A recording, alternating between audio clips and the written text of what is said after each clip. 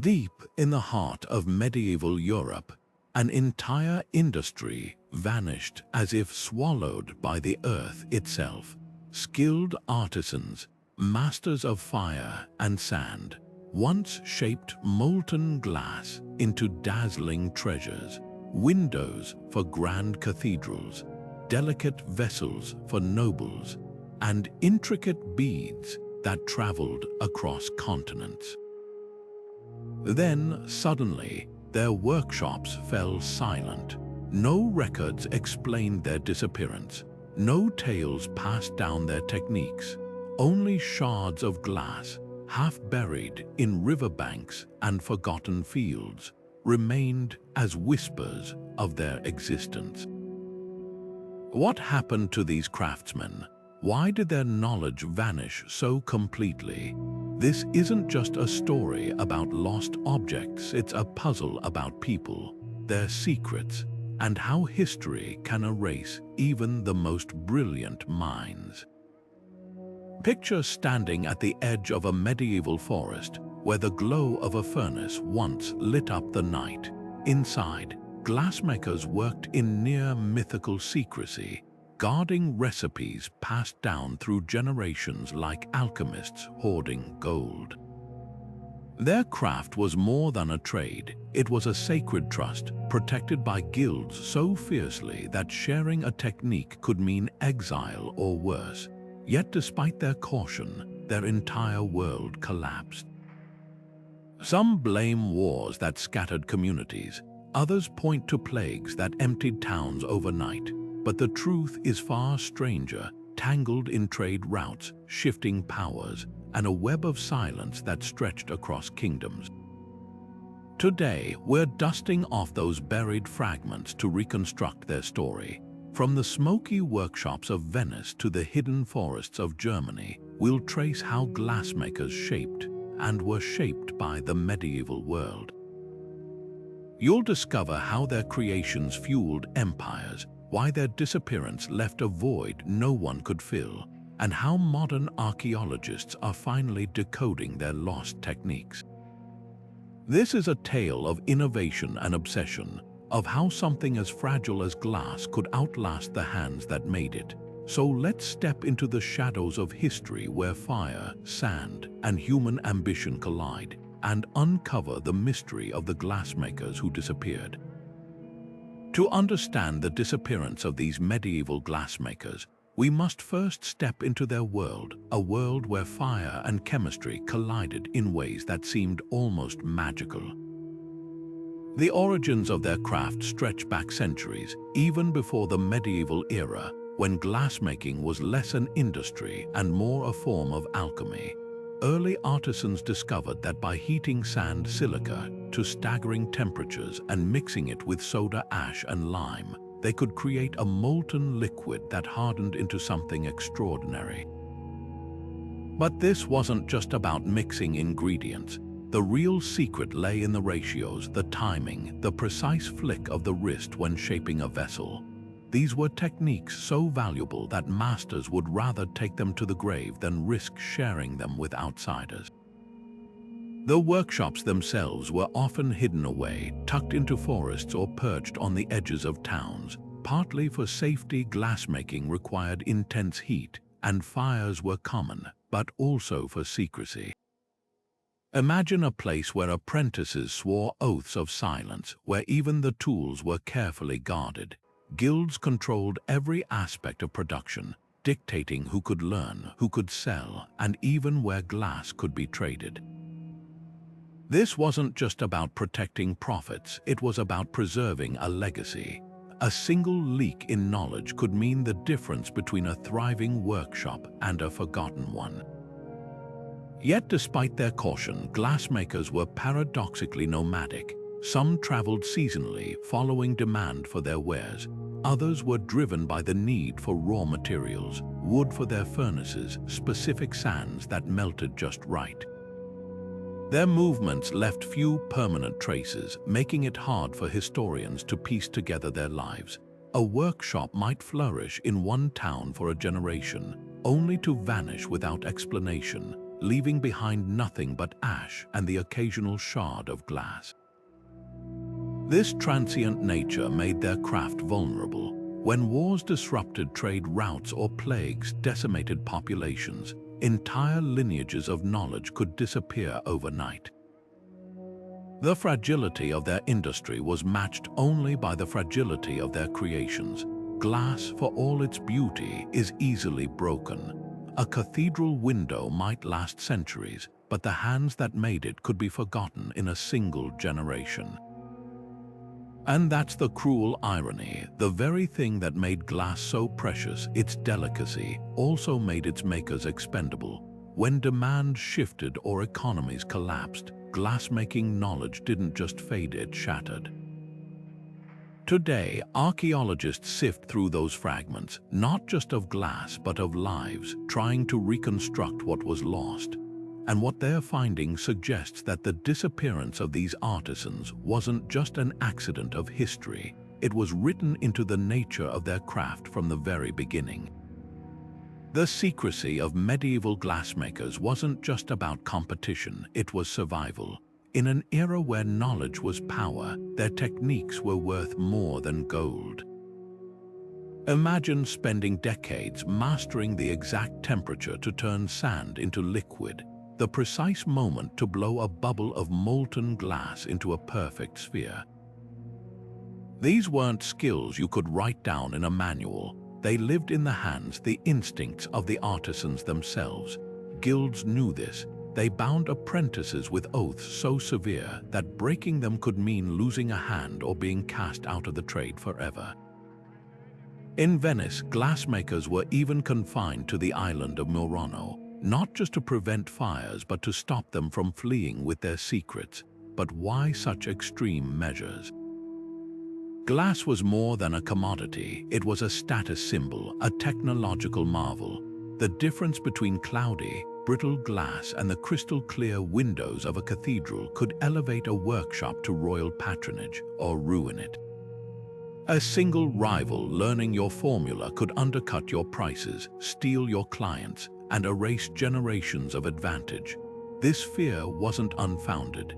In the Rhineland, entire villages thrived on glassmaking until a rival group discovered their techniques, flooding the market and collapsing their economy almost overnight.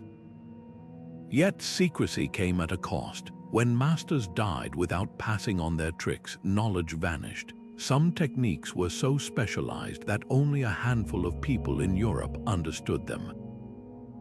Take the recipe for forest glass, the vibrant green glass made with ash from beechwood. It required not just the right wood but specific soil conditions where the trees grew. No written records survive, and today, chemists still debate how they achieved such consistency. Even the tools were enigmatic. Archaeologists find strange clay rods and hollow tubes in workshop ruins, but without context, their exact use remains guesswork. The guild's obsession with control may have hastened their own downfall. By restricting access, they made the craft vulnerable. When the Black Death swept through Europe, wiping out masters and apprentices alike, entire lineages of expertise disappeared in months. Wars scattered communities, and without written records, there was no way to rebuild. The very secrecy meant to protect them became a trap. By the time demand for glass rebounded in the Renaissance, many techniques were lost for good, surviving only in fragments, literally. Dig sites yield broken pieces with colors and textures modern glassmakers still can't replicate. What's haunting is how deliberate some of this erasure seems. In Bohemia, glassmakers allegedly tossed their tools into lakes after finishing work, as if ensuring no one could copy them. In France, furnace designs were dismantled after each season, leaving no blueprint for rivals. This wasn't just business, it was a kind of self-destruction, a refusal to let their craft outlive them. And so, when the last keeper of a secret died, it died with them, leaving behind empty workshops and unanswered questions. Today, we're left with a paradox, the very thing that made medieval glass so extraordinary. the human ingenuity behind it is also what made it vanish. Glass wasn't just a material in the medieval world, it was magic made tangible. Imagine walking into a cathedral as sunlight streamed through towering stained glass windows, casting jewel-toned shadows across stone floors. For most people, this was the closest they'd ever come to holding a rainbow. These windows weren't mere decorations, they were sermons in light and color, designed to awe illiterate congregations with biblical stories told through vibrant hues. The blue of the Virgin Mary's robe, the fiery red of martyrdom, each shade required precise alchemy, blending minerals like cobalt and gold dust into molten glass. Craftsmen who mastered these techniques held a kind of divine power, turning sand into sacred art, but the allure of glass stretched far beyond church walls. In royal courts and merchant houses, delicate glass vessels signaled wealth and sophistication. A Venetian goblet, thin as an eggshell and clearer than spring water, could cost as much as a farmer's yearly earnings. Nobles displayed these treasures like modern collectors flaunt designer labels, proof of their access to distant trade networks and cutting-edge craftsmanship. Even small items like glass beads from Germany became global currency, traded as far as Africa and the Americas centuries before Columbus. This demand turned glassmakers into medieval celebrities, their workshops guarded like fortresses. Yet the industry's success sowed the seeds of its vulnerability. As trade routes expanded, so did competition. Glassmakers in Syria pioneered techniques for colorless glass, while Bohemian artisans discovered how to etch intricate patterns. With each innovation, the stakes grew higher. Guilds imposed brutal penalties for sharing secrets, but spies and defectors always found ways to smuggle knowledge. In one notorious case, a Venetian glassmaker fled to France, promising to reveal Murano's techniques in exchange for royal protection. The Venetian government responded by sending assassins, not to kill the traitor, but to kidnap him back, proving how far they'd go to control their craft. The fragility of glass mirrored the fragility of the industry itself. A single war could disrupt the supply of soda ash from Egypt or block timber shipments needed for furnaces. When the Mongol invasion severed the Silk Road, workshops from Prague to Damascus starved for materials. Even nature conspired against them.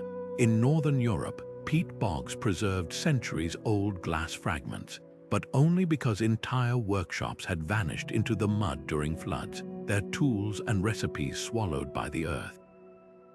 What's haunting is how quickly this once thriving world collapsed. By the late Middle Ages, many glassmaking hubs lay abandoned, their secrets lost not to violence but to slow erosion, masters dying without heirs, apprentices fleeing plagues, guilds strangling innovation with rigid rules. The very things that made glass precious, its rarity, its mystique, made its makers expendable. When Renaissance scholars later tried to revive ancient techniques, they found only fragments of knowledge, like trying to reconstruct a symphony from a handful of scattered notes. The story of medieval glass isn't just about art or trade. It's a warning about how easily human brilliance can flicker out when guarded too closely, leaving behind only shards of what once illuminated the world. The sudden abandonment of Europe's glassmaking centers reads like a mystery ripped from the pages of a medieval manuscript. One decade, bustling workshops hummed with activity. The next, their furnaces grew cold, their tools left scattered as if the workers had vanished mid-task. In the forests of Lorraine, where green forest glass had been produced for centuries, archaeologists uncover kilns still packed with half-melted sand time capsules frozen at the moment production ceased. Similar scenes play out across the Mediterranean, from the Syrian coast where skilled artisans once crafted dazzling mosque lamps to the Venetian lagoon where master glassblowers perfected their crystal-clear cristallo. What could make entire communities walk away from their livelihoods so abruptly? Economic pressures certainly played a role. The 14th century brought catastrophic upheavals, the Black Death wiping out both customers and craftsmen, the 100 Years' War disrupting trade routes, and the Little Ice Age making it harder to gather the vast amounts of firewood needed to sustain furnaces. But these were challenges faced by every industry, yet only glassmaking suffered such total collapse. The difference may lie in the craft's unique vulnerabilities. Unlike blacksmiths or weavers, glassmakers relied on obscure supply chains stretching across continents. Soda ash from Egyptian salt lakes, manganese from Hungarian mines, specific sands from distant riverbeds. If any link in this chain broke, entire workshops became useless. Political intrigue may have sealed their fate. When the Mongol Empire fractured, it didn't just collapse governments, it severed the flow of trade secrets that had circulated along the Silk Road for generations. Suddenly, recipes for cobalt blue glass or gold ruby techniques disappeared along with the merchants who carried them. In Bohemia, records hint at something darker. Local lords imprisoning master glassmakers to monopolize their skills, only for the artisans to die without passing on knowledge. Venetian archives tell of entire glassmaking families fleeing political purges, their expertise lost in foreign lands. The most compelling clues, however, come from the earth itself. Soil samples near abandoned German workshops show startlingly high levels of lead and arsenic byproducts of glassmaking that would have poisoned water supplies over time. Could generations of artisans have unknowingly sickened their own communities? In England, excavations reveal workshop sites buried under thick layers of silt, suggesting catastrophic floods erased whole production hubs in a single season. The very landscapes that once nurtured glassmaking forests for fuel, rivers for transport, may have turned against their creators through deforestation and climate shifts. What makes this disappearance so haunting is its completeness. When Roman glassmaking faded, later generations could still find and copy their work, but medieval artisans took their deepest secrets to the grave. Modern attempts to recreate their formulas often fail, like trying to bake bread without knowing about yeast. Some colors, like the deep violet made with manganese, simply can't be duplicated today. Even the basic structure of medieval glass differs from modern versions, with subtle variations in chemical bonds that gave their creations unmatched durability and brilliance. The loss wasn't just of objects, but of an entire way of seeing the world, one where fire and sand could be transformed into something bordering on alchemy. Perhaps the greatest tragedy is how unnecessary this loss seems. Had just one master written down their techniques, had one guild loosened its grip on secrecy, the story might have been different. Instead, we're left with fragments both literal and metaphorical. A shard of cobalt glass from Normandy still glows as brightly as the day it was made, while the hands that shaped it remain forever nameless. The sands didn't just bury workshops, they buried legacies, leaving us to wonder how much more these artisans could have achieved had their light not been extinguished so soon. Scholars piecing together the fate of medieval glassmakers face a riddle with too many answers, each plausible, yet incomplete. The Black Death theory seems obvious at first glance. When plague swept through Europe in the mid-14th century, it didn't just kill people, it shattered networks. A master glassblower might survive, but if the apprentice carrying his knowledge perished, the chain broke forever. In Prague, records show an entire glassmaking quarter emptied within months, the last survivor scribbling a frantic note about no one left to tend the fires. Yet this doesn't explain why some regions recovered while others never did. Venice's Murano workshops, for instance, rebounded stronger than ever, suggesting plague alone wasn't the full story. Warfare offers another grim possibility. The 100 Years' War didn't just ravage countryside, it choked trade routes critical for glassmaking supplies. A French noble's ledger from 1384 lists a promised shipment of Bohemian glass that never arrived with a scribbled addendum. The glaziers are gone, their town burned.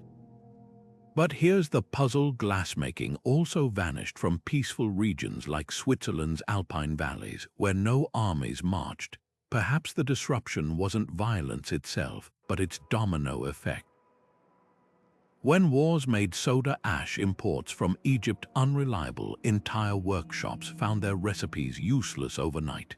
Then there's the conspiracy theory that glassmakers were deliberately silenced. Venetian archives contain chilling accounts of rival cities bribing or threatening masters to abandon their trade. In one case, a German prince imprisoned an entire glassmaking family, demanding they teach his craftsmen. When they refused, the workshop's location was mysteriously erased from maps. Guild records from Cologne speak of night riders sabotaging furnaces, though whether these were rivals or desperate workers rebelling against harsh guild rules remains unclear. The darkest hint comes from a stained glass panel in Strasbourg Cathedral, showing a glassblower with his hand severed, a warning or a confession. Economic shifts may have played the quietest but deadliest role. As the Middle Ages waned, wealthy patrons began favoring Flemish tapestries over stained glass for decorating palaces. Glass beads, once worth their weight in silver, became commonplace as trade with Africa expanded. A ledger from Bruges shows glass prices plummeting by nearly 70% in just 2 decades. Some artisans likely adapted skilled hands that once shaped glass could turn to pottery or metalwork.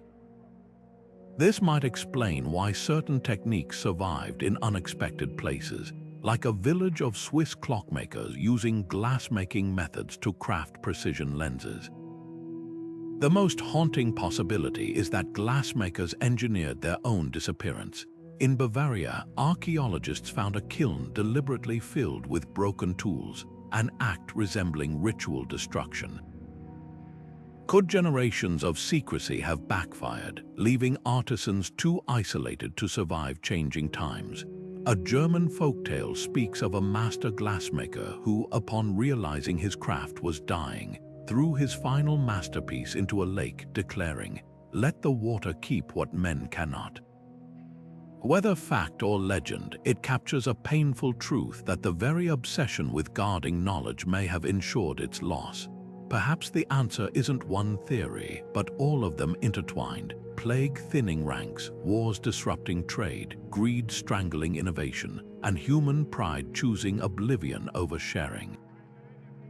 Like shards from a broken window, each fragment reflects part of the picture, but only together do they reveal how brilliance can slip through history's fingers.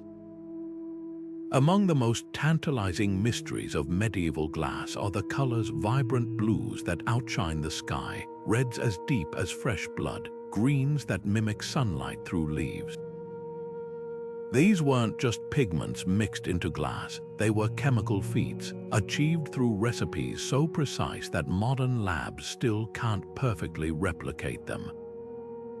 Take the famous gold ruby glass, where flecks of actual gold were suspended in the molten mixture to create a luminous crimson. Medieval artisans discovered that adding tin or lead would stabilize the gold particles, but the exact ratios varied by workshop. Some recipes called for goat blood as a reducing agent, others for crushed seashells. The result was a color so rich it seemed lit from within, prized by kings and bishops alike. Yet by the 17th century, the technique had vanished entirely, until chemists in the 1800s stumbled upon it again by accident, realizing centuries of knowledge had been lost and rediscovered. The loss extends beyond colors to the very structure of the glass itself. Archaeologists analyzing fragments from medieval cathedrals found something astonishing. The glass was often more durable than modern versions, resisting centuries of weathering. The secret lay in the raw materials. Unlike today's standardized silica, medieval glassmakers used local sands, each with unique mineral impurities that inadvertently strengthened the final product. In Chartres Cathedral, for example, the famed blue glass contains traces of cobalt from German mines, but also unexpected elements like zinc and barium, which acted as natural stabilizers. No written records explain these additives. They were likely discovered through trial and error over generations. When those supply chains collapsed, the formulas disappeared with them. Some techniques were so specialized they defied documentation altogether. Venetian cristallo, the first truly transparent glass, required not just precise ingredients but an almost ritualized process. Masters timed their work by singing specific hymns, using the song's duration to gauge when to add manganese to clarify the melt. The humidity of the workshop, the phase of the moon when gathering wood for the furnace, these seemingly superstitious details may have had practical roots lost to time. Modern attempts to recreate cristallo using 15th century recipes produce cloudy, brittle results, suggesting an entire layer of tacit knowledge, the unspoken tricks of posture, breath control, even the angle at which a blowpipe was held vanished when the last practitioner died. The greatest tragedy isn't just that these methods were lost, but how easily they could have been preserved. In the Islamic world, glassmakers in Aleppo and Damascus kept detailed recipe books, some surviving to this day. But in Europe, guilds actively suppressed written records, fearing leaks. A single surviving German manuscript from the 1400s cryptically mentions 3 parts sand to 1 of ash, but only when the oak is in leaf, a clue so vague it's useless without context. Elsewhere, knowledge was encoded in Allegory. A French poem describes glassmaking as the marriage of earth and fire, with ingredients represented as mythical creatures. Was this secrecy or poetry? We may never know. Today, scientists use particle accelerators to analyze medieval glass at the atomic level, hoping to reverse engineer its secrets. In some cases, like the violet glass of Cologne Cathedral, they've succeeded. Traces of manganese and iron were found in ratios modern glassmakers can now copy. But other hues, like a peculiar orange-red found only in Swedish fragments, resist explanation. The missing ingredient might be something as simple as the type of clay used for crucibles, or as complex as the temperature curve of long-extinct furnace designs. Each unanswered question is a reminder not just of how much we've lost, but of how fragile human knowledge can be when entrusted only to hands and memory, never to paper. The medieval glassmakers didn't just take their secrets to the grave, they took a piece of history's brightness with them. Buried beneath centuries of silt and forest growth, the physical remnants of medieval glass workshops tell a silent story. Archaeologists sifting through these sites often find more questions than answers. A scattering of glass shards here, the faint outline of a furnace there, like breadcrumbs leading to a forgotten world. Take the discovery in the Lorraine region of France, where excavators uncovered a workshop frozen in time. The furnace still held its last batch of half-melted sand, tools lay abandoned where they fell, and fragments of vivid green forest glass littered the ground like emerald confetti. This wasn't just a workplace, it was a snapshot of sudden departure. The locations of these workshops only deepened the mystery. Many weren't in bustling towns but hidden in dense woodlands or perched on remote hillsides. One theory suggests this secrecy was economic glassmakers avoiding heavy taxes imposed on urban craftsmen. In England, records show glassmakers petitioning kings for the right to work in forests, arguing their furnaces posed fire risks to towns. But tax evasion doesn't explain the extreme measures some took. In Bohemia, a workshop was found deliberately built over a sinkhole, accessible only by a narrow path that vanished under winter snows. Was this paranoia, or were they guarding something beyond profit? The artifacts themselves hint at a culture of calculated secrecy. Unlike pottery kilns, which left clear firing patterns, glass furnaces show bewildering variations. Some had multiple chambers, possibly to separate stages of production so no single worker knew the full process. Others contained tiny crucibles, just enough to test a single batch, suggesting experimental recipes guarded even within workshops. Most haunting are the mistake pits found near German sites where tons of deliberately shattered glass were buried.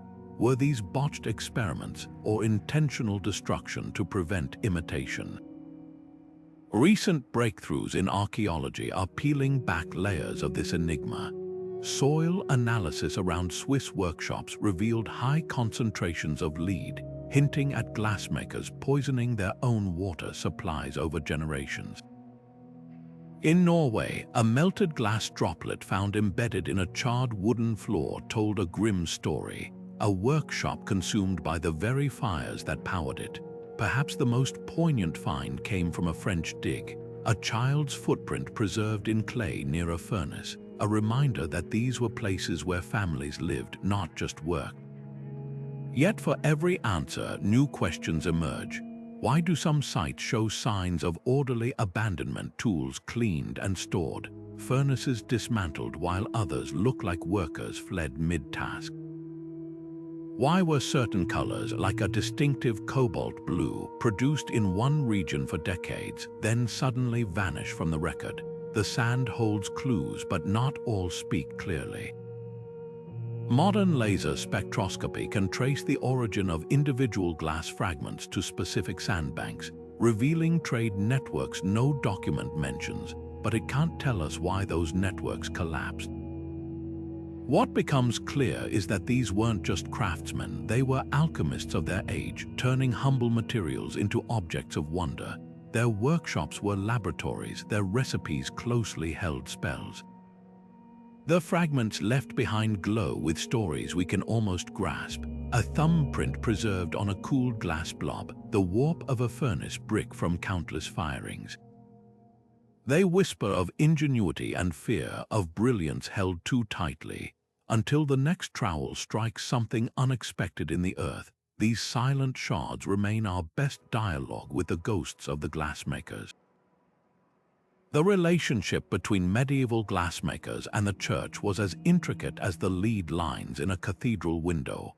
For centuries, religious institutions weren't just customers, they were partners in innovation, pushing artisans to new heights. Stained glass wasn't merely decoration, it was theology in translucent form. A single panel depicting the martyrdom of Saint Sebastian could teach illiterate congregations more about faith than a dozen sermons.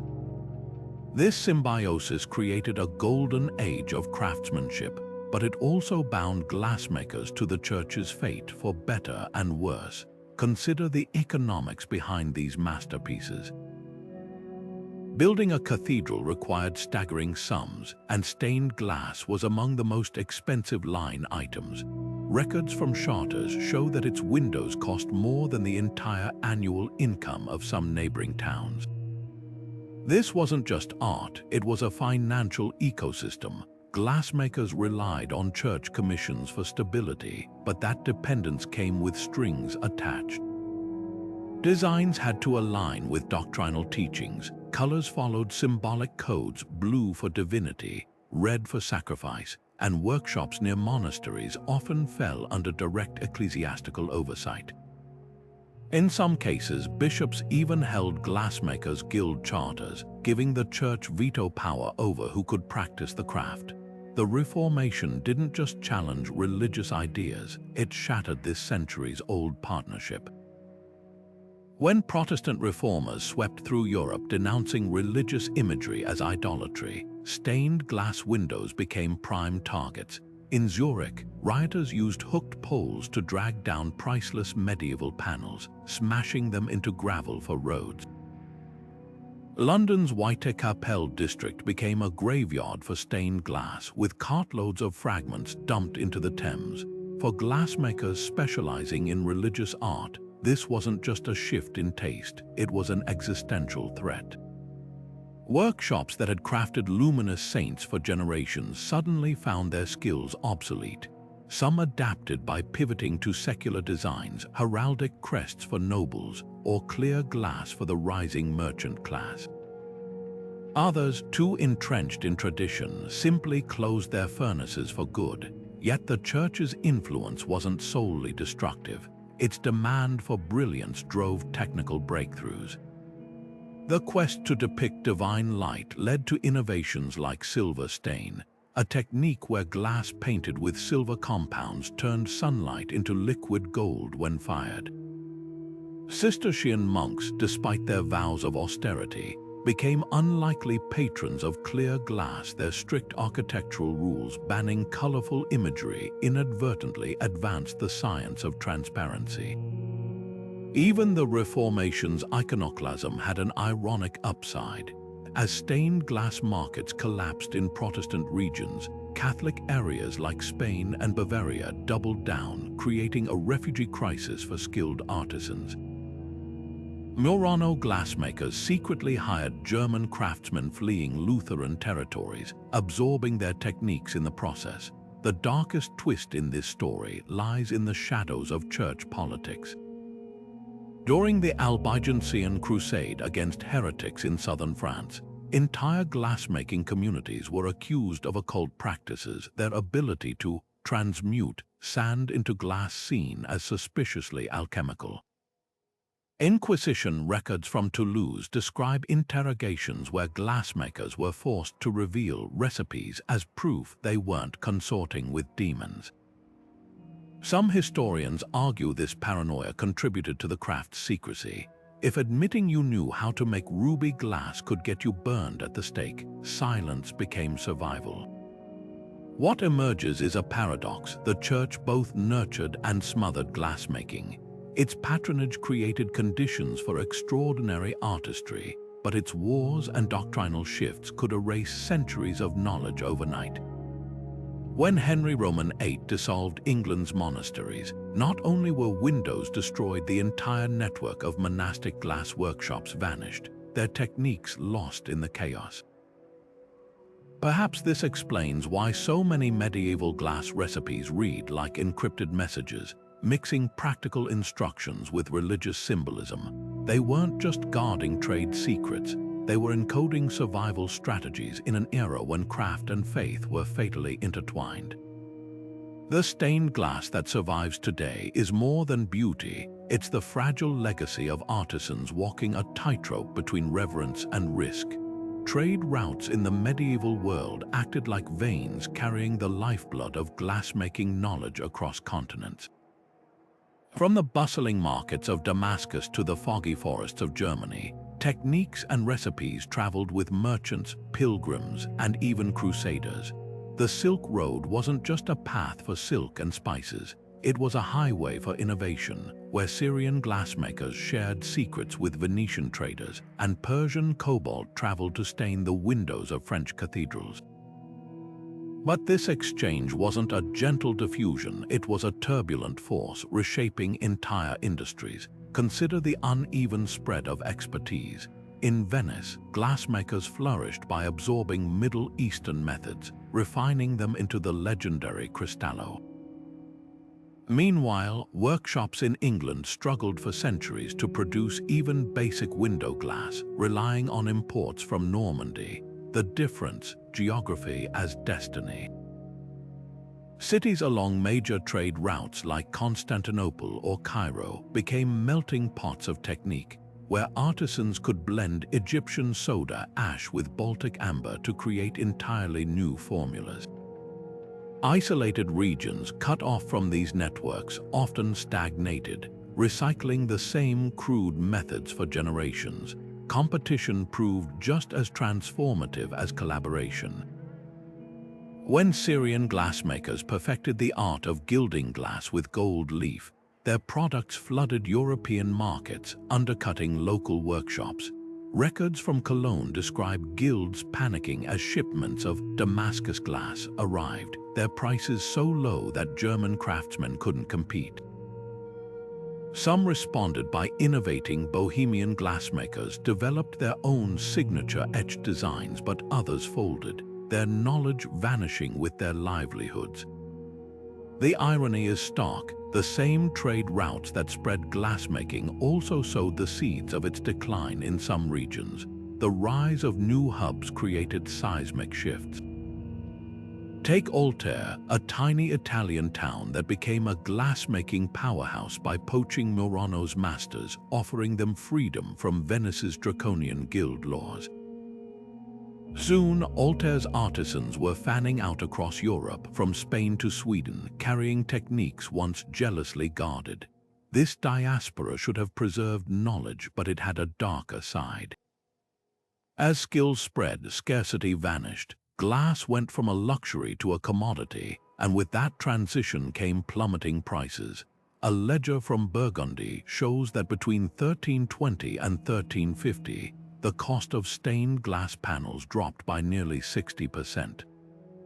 Artisans who once commanded royal patronage now struggled to feed their families.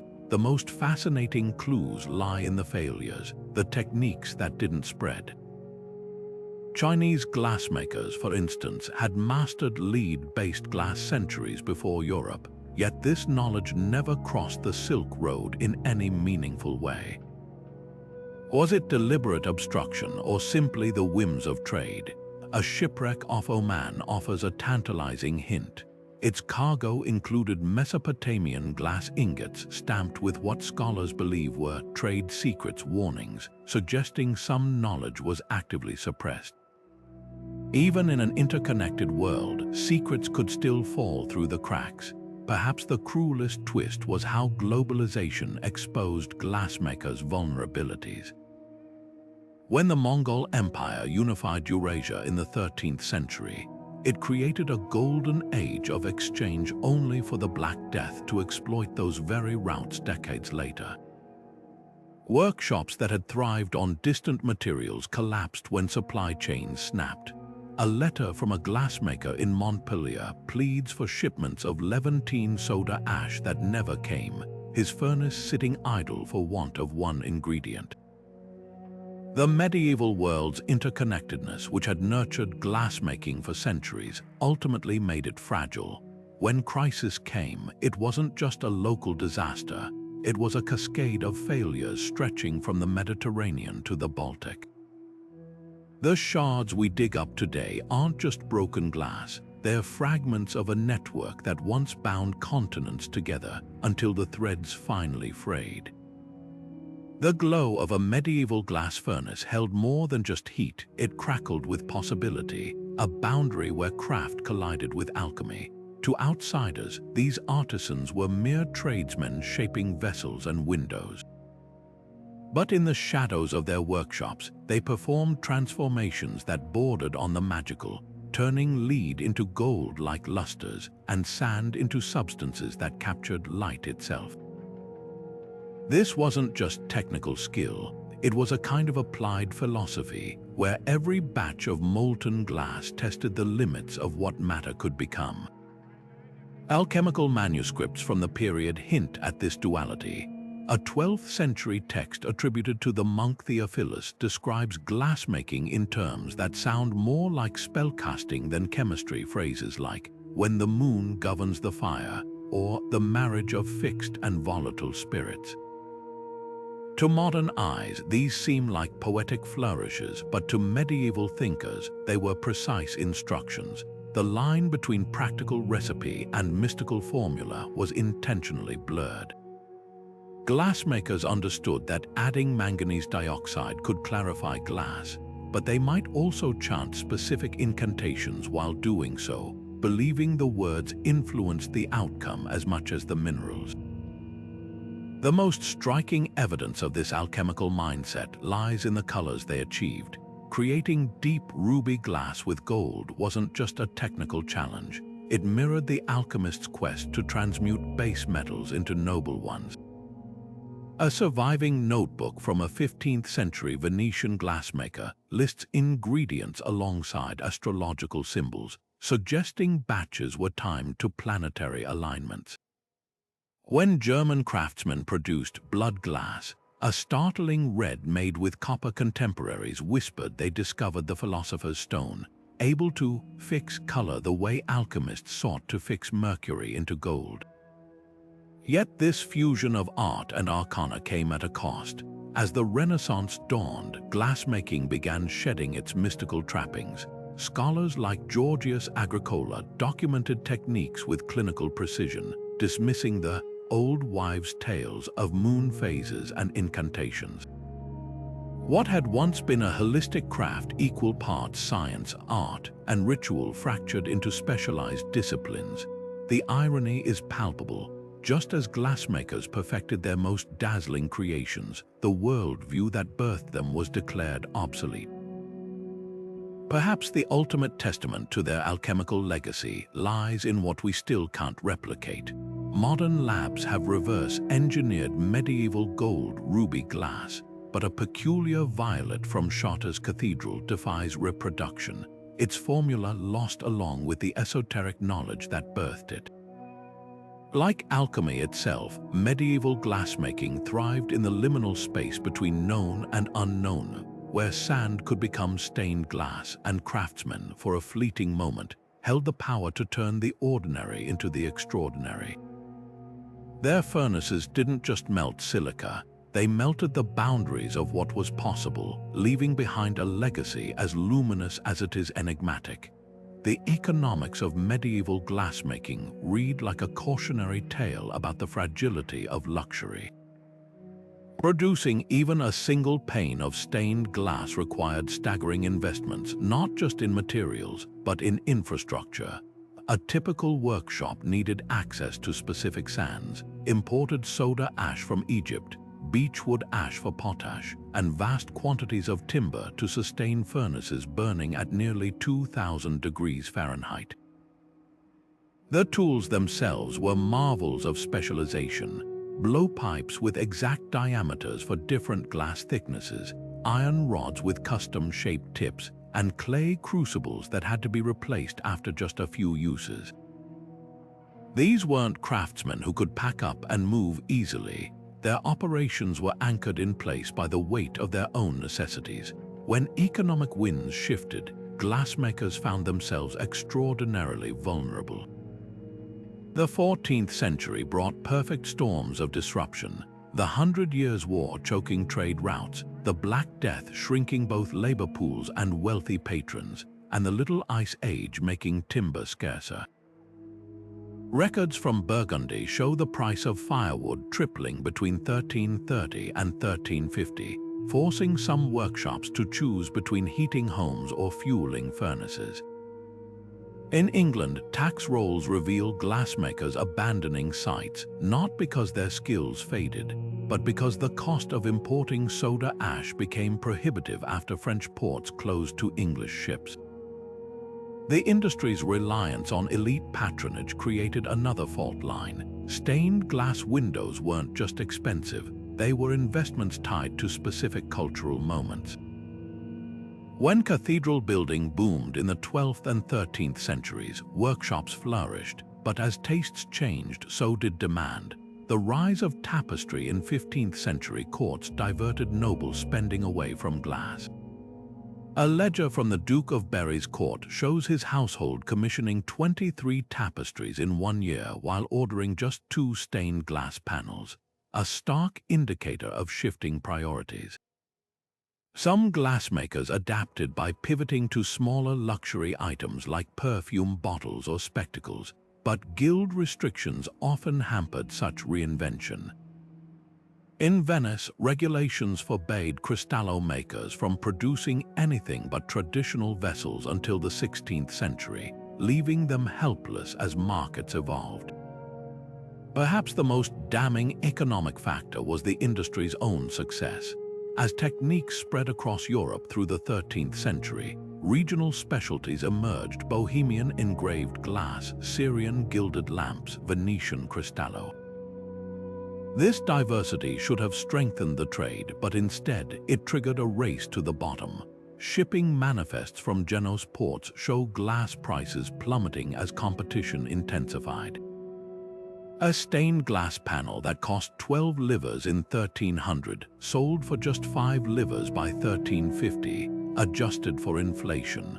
Workshops responded by cutting corners, using cheaper materials that produced inferior glass prone to cracking or discoloration. In Cologne, archaeologists found 14th-century glass fragments with noticeably more bubbles and impurities than earlier samples, evidence of cost-cutting that may have backfired by making their products less desirable. The cruelest twist lay in the very nature of glass as a material. Unlike wool or metal, glass couldn't be easily recycled when times got tough.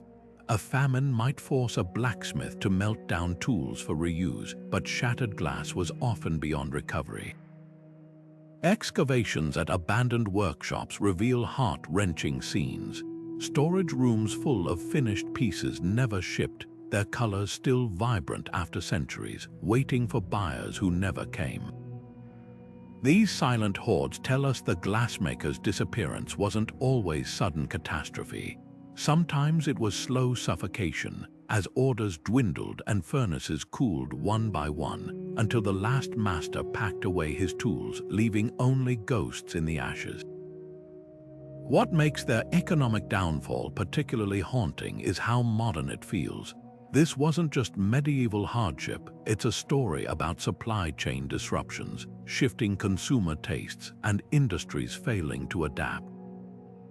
The glassmakers who vanished might have survived had they shared knowledge more freely, innovated faster, or diversified their markets. Instead, they became casualties of their own exclusivity, their secrets buried not by malice but by the quiet erosion of relevance. The sands that swallowed their workshops didn't just cover buildings, they buried an entire economic ecosystem, leaving behind fragments that shimmer with lessons for any age when craftsmanship meets the relentless tide of change. War swept through medieval Europe and the Middle East like a wildfire, leaving glassmakers already balancing on the edge of fragility, particularly exposed to its ravages. Unlike blacksmiths or weavers who could relocate their trades with relative ease, glassmakers relied on delicate ecosystems of supply chains, specialized workshops, and carefully guarded secrets. When armies marched, these intricate networks crumbled overnight.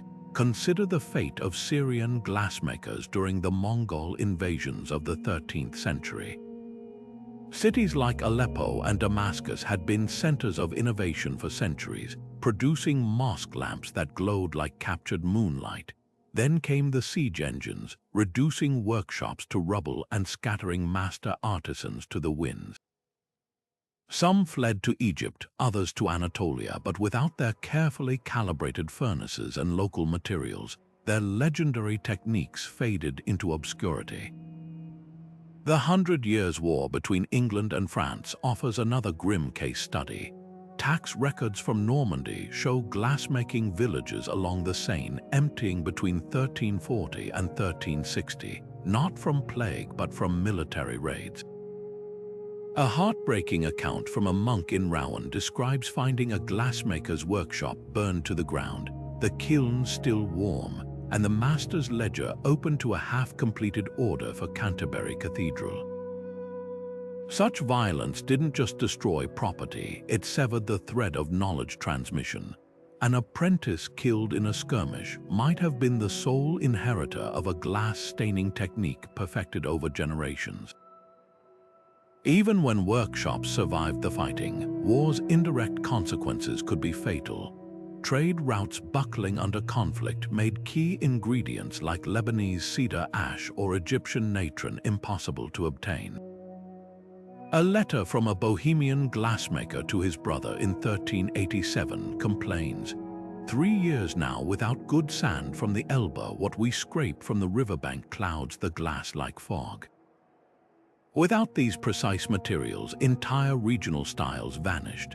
The vibrant greens of German forest glass, dependent on beechwood from specific valleys, disappeared when those forests became battlegrounds. Some of the most poignant evidence comes from the archaeology of abandoned sites. Near the French town of Nevers, excavators found a glassworks buried under a layer of arrowheads and charred timber. Mixed with the debris were half-finished pieces, a goblet stem snapped mid-creation, a stained glass panel with the Virgin's face only half-painted. These weren't orderly closures but sudden interruptions, as if the artisans had fled at a moment's notice. Similar scenes played out during the Reconquista in Spain, where Muslim glassmakers in Granada buried their tools in courtyards before expulsion, hoping to return, a hope that never materialized. Yet war's impact wasn't uniformly destructive. In rare cases, conflict acted as an unlikely vector for knowledge transfer. Venetian glassmakers captured during wars with the Ottomans sometimes brought Middle Eastern techniques back to Murano. After the sack of Constantinople in 1204, a group of Byzantine glassmakers resettled in Venice, introducing gold leaf methods that revolutionized local styles. But these were exceptions. More often, war didn't just displace artisans, it erased their legacies entirely. When the Hussite Wars ravaged Bohemia in the 15th century, glassmakers hiding in mountain caves left behind cryptic graffiti, recipes for red glass written in cipher as if they knew their knowledge might not survive. The greatest tragedy lies in what will never recover. Modern scholars pore over fragments of medieval glass, analyzing chemical compositions to reverse engineer lost techniques. But some secrets died with their keepers in unnamed battles or vanished along refugee trails. A shard of glass from a ruined workshop might tell us what materials were used, but it can't reveal the exact angle a master held his blowpipe or the folk song he hummed to time the cooling process. War didn't just steal lives, it stole the intangible craftsmanship that turned sand into art, leaving behind only echoes in the colors we can no longer replicate. The towering furnaces of medieval glassmakers didn't just shape molten sand, they devoured forests whole. A single workshop could consume over 50 acres of woodland annually, feeding fires that burned day and night at temperatures hotter than lava. In the Rhineland, where glassmaking thrived for centuries, pollen samples from lakebeds tell a silent story. Layers rich with oak and beech suddenly give way to scrubby undergrowth, marking the moment fuel demands outstripped nature's ability to replenish. This wasn't just logging, it was ecological transformation on a scale we rarely associate with the medieval world. Glassmakers didn't just work with the environment, they reshaped it, often to their own peril. The consequences of this resource hunger were both immediate and insidious. As prime timber grew scarce near established workshops, artisans faced agonizing choices. Some trekked deeper into untouched woodlands, building temporary forest glass huts that migrated every few years like nomads chasing grazing lands. Others experimented with peat or coal, but these fuels introduced impurities that clouded their glass. A ledger from a Burgundian monastery records the desperate purchase of an entire walnut orchard, normally reserved for fine carpentry, just to keep a furnace burning through winter. The math was brutal. To produce 1 square meter of stained glass required clearing an area the size of 2 tennis courts. Climate shifts compounded the crisis. The onset of the Little Ice Age in the 14th century brought shorter growing seasons, meaning trees took longer to reach usable size. Ice core data from the Alps reveals summers so cold that beech trees, whose ash was crucial for forest glass, stopped regenerating in some valleys. Meanwhile, rising sea levels flooded coastal sand deposits in Flanders, forcing glassmakers to seek inferior inland alternatives that produced brittle, discolored results. Nature wasn't just pushing back, it was altering the very ingredients of the craft. The most startling evidence comes from tree ring studies near former Bohemian glass villages. Wide annual rings show vigorous growth during the industry's peak, then abruptly, the rings narrow to pencil-thin lines. The timeline matches local records of glassmakers petitioning lords for logging rights in ever more distant forests. By the time they reached protected royal hunting grounds, the damage was irreversible. Excavations at these sites reveal a grim adaptation. Furnaces rebuilt smaller each generation as fuel became precious, their once massive foundations shrinking like animals stunted by famine. Yet the environmental story isn't one-sided. Glassmakers weren't just exploiters, they were early conservationists by necessity.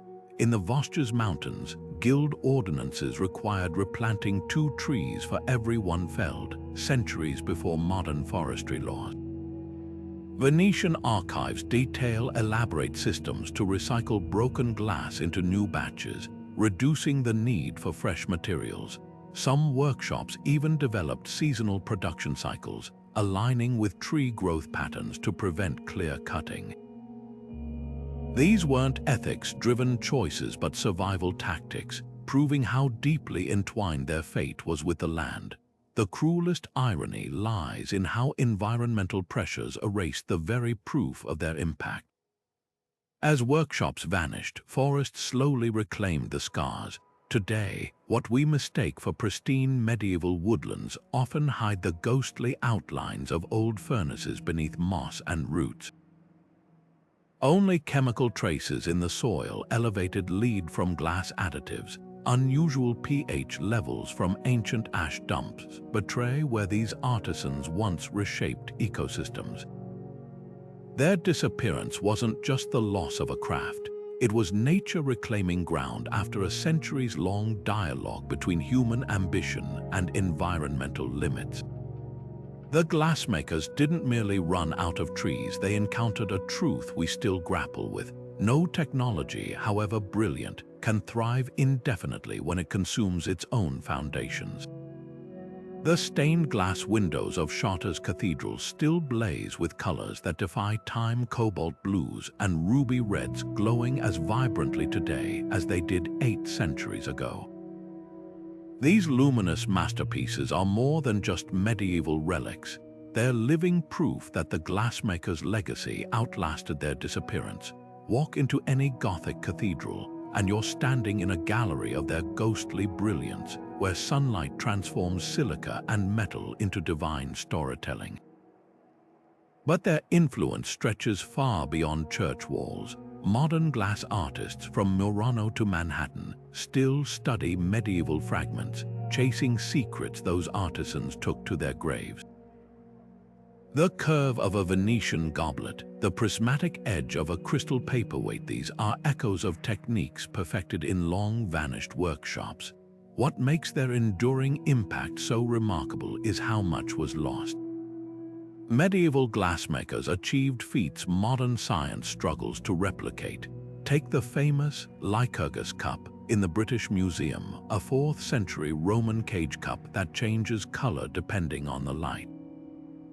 Medieval artisans adapted this ancient nanotech, embedding gold and silver particles so finely that some stained glass still exhibits these properties. Contemporary conservators using electron microscopes have found glass layers thinner than a human hair, layered like a medieval lasagna to create depth and luminosity. We can analyze these marvels, but we can't recreate the hands that made them. The loss isn't just technical, it's cultural. Imagine what breakthroughs might exist today if those knowledge chains hadn't been broken. Could we have had tempered glass centuries earlier, optical lenses that accelerated scientific discovery? The tragedy isn't just what they achieved, but what they might have gone on to achieve. Yet fragments of their wisdom persist in unexpected places. In the forests of Normandy, a family of glassblowers still uses a 15th century recipe for green glass, passed down through whispers and demonstration. Their furnace, though gas-fired now, follows the same proportions as archaeological finds from nearby ruins.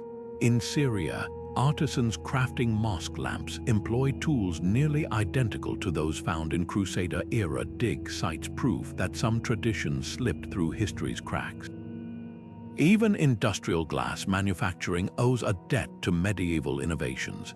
The float glass process used for modern windows descends directly from the crown glass technique, where artisans spun molten blobs into discs, creating those characteristic bullseye panes seen in old cottages. The most poignant legacy, though, lies in the unanswered questions. When conservators repaired Canterbury Cathedral's windows after World War II bomb damage, they discovered something astonishing. The medieval glass had weathered centuries better than their modern replacements.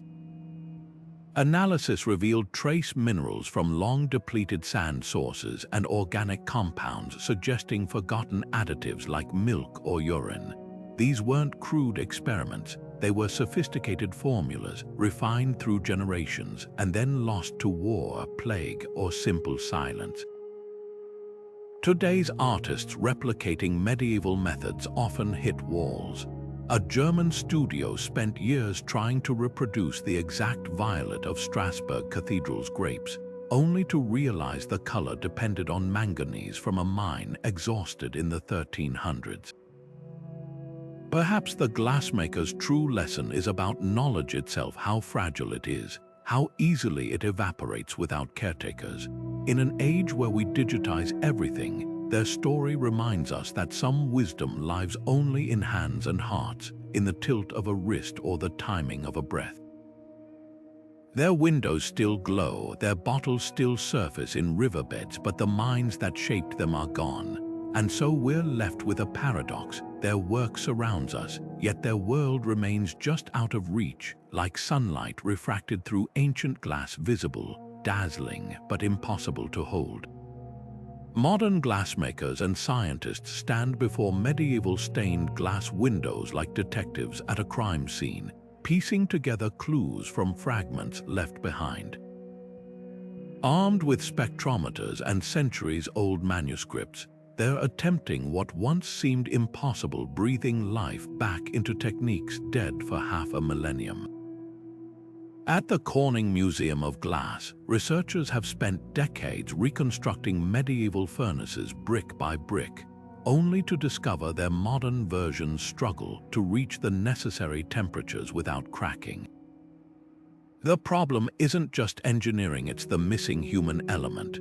As one artisan put it while shaping a molten blob that stubbornly refused to behave, we're not just relearning a craft, we're trying to think like people who saw the world through alchemy rather than chemistry.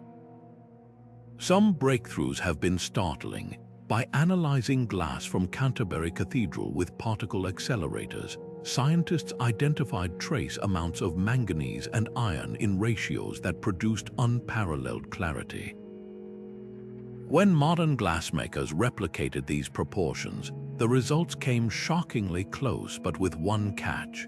The medieval glass contained microscopic bubbles arranged in distinct patterns, suggesting the masters had perfected a specific blowing rhythm that created these flaws intentionally to diffuse light. Without that rhythmic knowledge, the reproductions look right under microscopes but lack the living glow that makes medieval windows seem to breathe. The quest extends beyond color and clarity to the very ingredients. Medieval artisans used sands from specific riverbeds long since built over or depleted. A German team recently trekked to remote alpine streams with 13th century trade records as their guide, collecting sands that, when melted, produced green glass eerily similar to shards from ruined monasteries. Yet other attempts end in frustration. A French workshop spent 3 years trying to recreate the famous Chartres blue, using cobalt from the original Bohemian mines, only to produce dull, murky slabs. The missing ingredient, possibly the ashes of particular burned woods used to flux the mixture, a detail no written source mentions, but that tree ring studies near excavation sites suggest was crucial. Perhaps the most humbling gap lies in the tools themselves. Archaeologists find peculiar clay rods with worn grooves in old workshop sites, but their exact use remains debated. Experimental trials show they could have been used to roll hot glass into sheets or to create ribbed textures, yet no modern technique produces the exact thickness variations seen in genuine medieval pieces.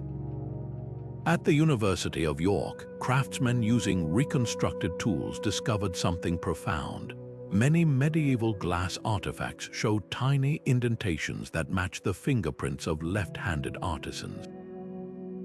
This accidental evidence reveals how individual quirks of technique became baked into the objects, making perfect replication impossible without those long dead hands. The challenges haven't deterred dedicated communities keeping the flame alive. In the forests of Normandy, a collective of glassmakers works exclusively with medieval methods, no thermometers, no gas furnaces, relying instead on the color of flames and songs passed down as timing devices. Their creations, while not perfect replicas, capture something more valuable, the spirit of experimentation that drove their predecessors. Meanwhile, in Murano, master glassblowers occasionally pause their modern production to attempt pieces using only 15th century techniques, discovering through trial and error what manuals never recorded, like how humidity affects the way molten glass gathers on iron rods. What makes these efforts more than historical curiosity is their potential to rewrite art history. When conservators at Sainte-Chapelle in Paris used recreated medieval glass to repair damaged panels, they noticed something extraordinary. The new pieces aged differently under pollution, proving the originals contained undocumented protective qualities. This discovery could transform how we preserve these fragile masterpieces. Elsewhere, materials scientists are studying medieval glass recipes for inspiration in developing new, durable, eco-friendly glass compositions, proof that these ancient artisans might yet influence future technology. The ultimate lesson emerging from workshops and labs isn't just about rediscovering lost techniques, it's about redefining what success means in historical reconstruction. Even the most accurate modern reproductions lack the fingerprints, the uneven breaths, the happy accidents that give medieval glass its soul. Perhaps the true legacy of these vanished craftsmen isn't in the secrets they took to their graves, but in the way their work continues to challenge us 8 centuries later, not just to replicate but to understand. As one researcher staring at a failed cobalt blue experiment mused, maybe the real mystery isn't how they made this glass, but how they saw it as something alive, something that could capture light and hold it like a whispered secret.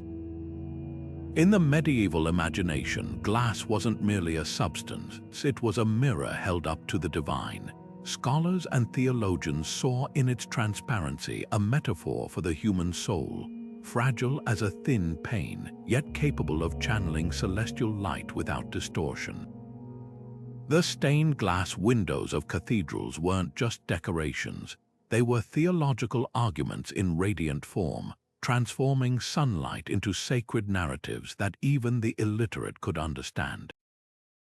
This symbolic weight elevated glassmakers from simple craftsmen to something akin to spiritual intermediaries, their furnaces echoing the transformative fires of creation itself. The parallels between glass and spiritual ideals ran deep. Medieval bestiaries compared virtuous individuals to glass vessels, outwardly plain but luminous when filled with divine grace. Mystics like Hildegard of Bingen wrote of visions where heaven appeared as a sea of molten glass, its purity unmarred by earthly flaws. Even the process of glassmaking mirrored religious concepts, raw materials purified in the furnace's flames, emerging reborn as something transcendent. This symbolism may explain why guilds guarded their techniques so fiercely. If glass was an earthly reflection of the divine, then its creation wasn't just a trade. It was a sacred trust, a dangerous knowledge akin to handling fragments of heaven. The secrecy surrounding glassmaking takes on new meaning through this lens. In an age when alchemy blurred into theology, the ability to transmute sand into luminous art might have seemed like touching the hem of God's robe. Some monastic texts even hinted that certain glass recipes were divinely inspired, passed down in visions rather than experimentation. A 14th century manuscript from Chartres describes a master glassmaker receiving the formula for cobalt blue in a dream, the Virgin Mary herself tracing the proportions in golden light.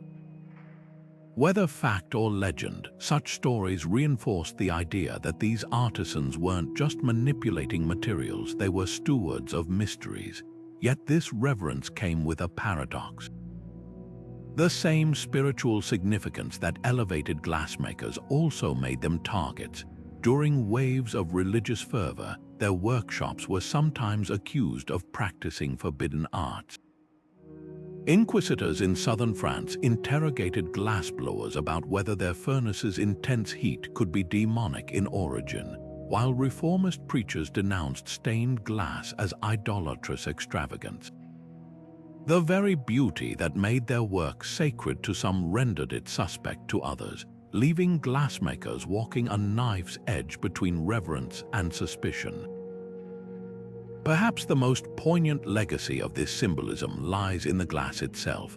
Modern conservators note how medieval artisans deliberately incorporated imperfections, tiny bubbles, subtle ripples, as if acknowledging human frailty alongside divine aspiration.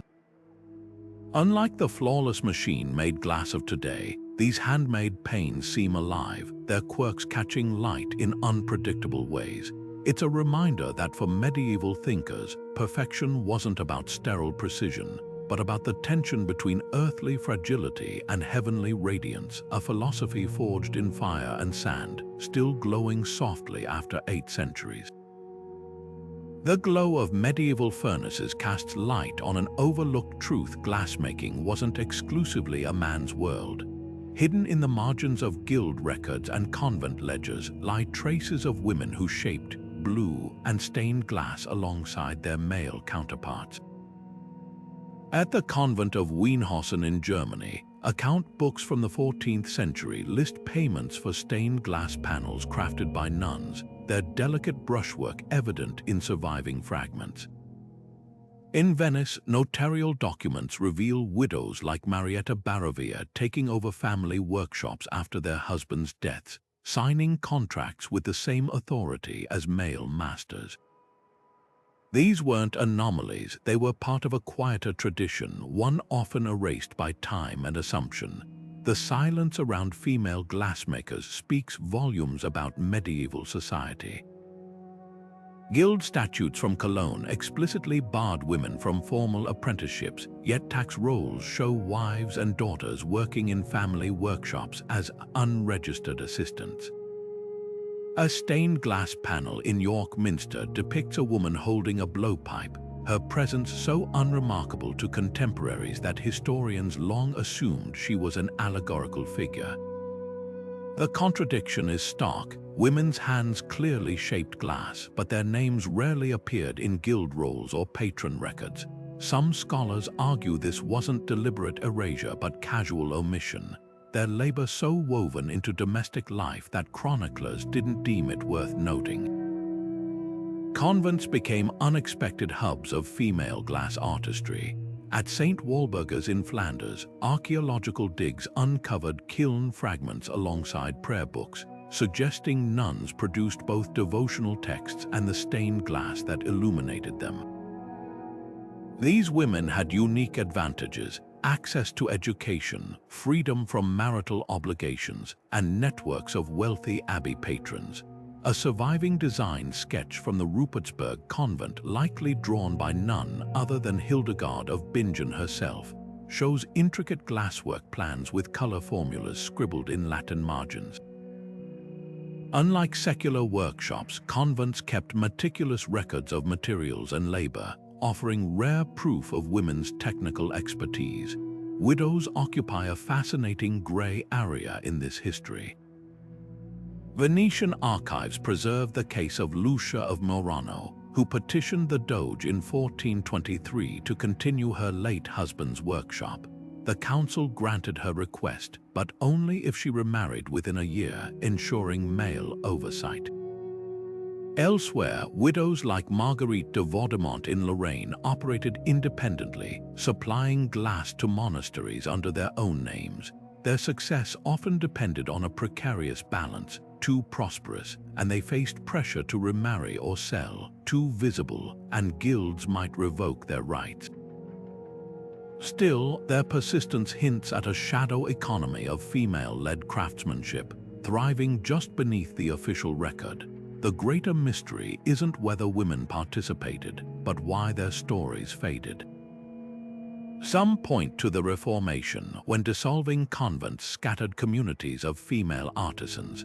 Others blame 19th century historians who, projecting Victorian ideals onto the past, assumed women's roles were purely decorative. Modern conservators now spot telltale signs of women's work: smaller handprints in clay crucibles, brushstrokes in stained glass that match illumination techniques from monastic scriptoria. Even the colors tell a story. Certain shades of violet and green appear disproportionately in convents, suggesting distinct regional schools of female glassmaking. Unearthing these contributions does more than correct the historical record. It reshapes our understanding of medieval creativity. The vibrant reds in a Swiss abbey window, the delicate gilding on a Bohemian reliquary. These could be the legacy of artists whose names we'll never know, but whose hands left fingerprints in the glass itself.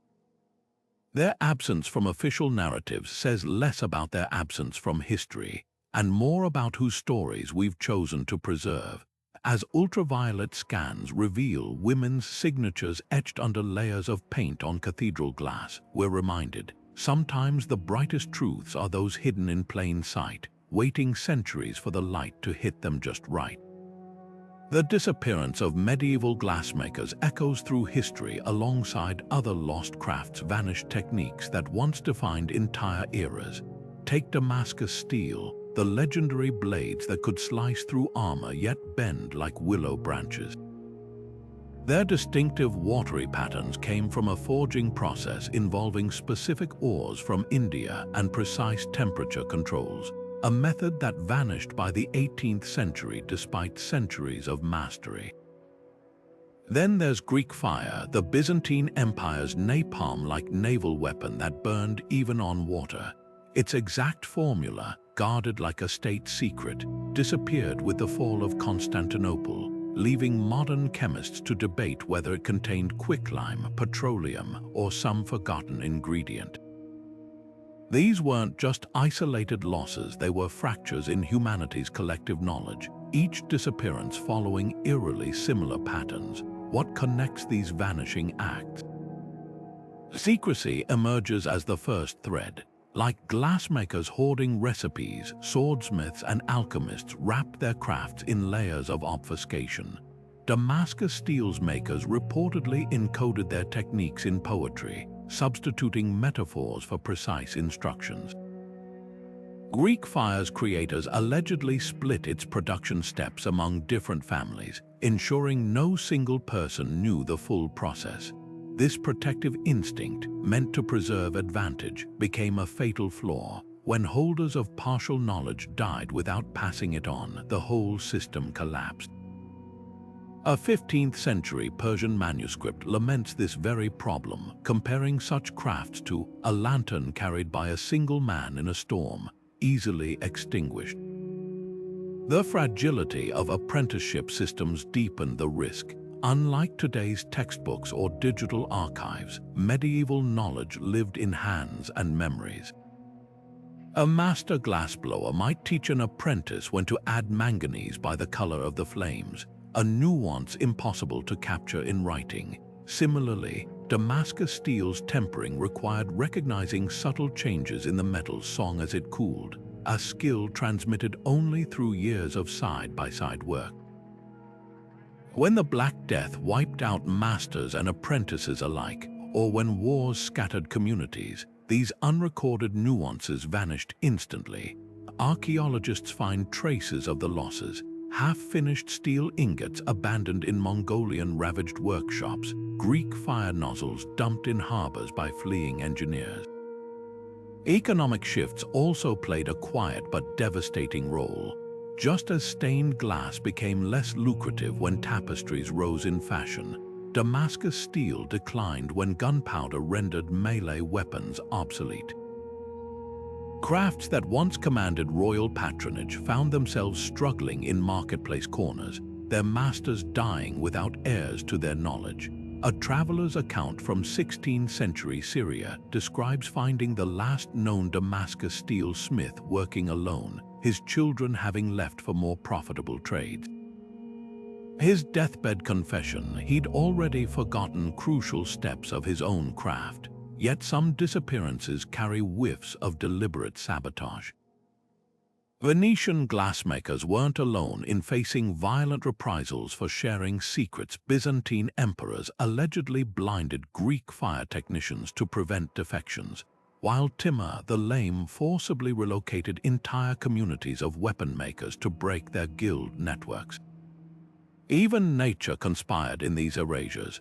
The unique Indian iron ore vital for Damascus steel, known as woots, became inaccessible when mines flooded or trade routes shifted, rendering centuries of metallurgical knowledge suddenly useless.